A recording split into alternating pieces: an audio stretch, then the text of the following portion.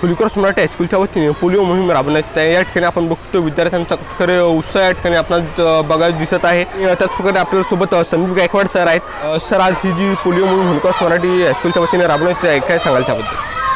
शासनातर्फे ही रॅली काढण्यात सांगितलं होतं। यामध्ये 3 तारखेला येणाऱ्या रविवारी पोलिओ डोस पाजण्यात येणार आहे।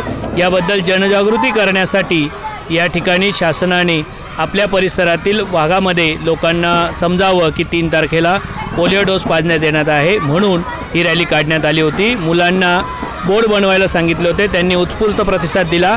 होलीक्रॉस मराठी हायस्कूल छत्रपती संभाजीनगरच्या शाळेतील या विद्यार्थ्यांनी सर्वांनी यामध्ये सहभाग घेतला। सर, या रॅलीला कशा प्रकारे प्रतिसाद मिळालेला आहे?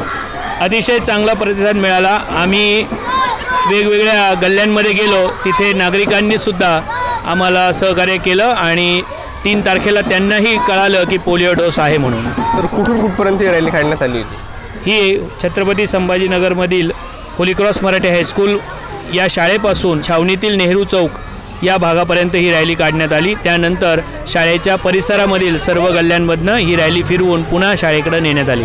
जनजागृती चाललेली आहे। जे देशामध्ये कुपोषित बालक आहेत त्यांना दोन बूंद जिंदगी देण्यासाठी ही रॅली काढण्यात आलेली आहे। कशा प्रकारे प्रतिसाद मिळालेला आहे? छान प्रतिसाद भेटलेला आहे।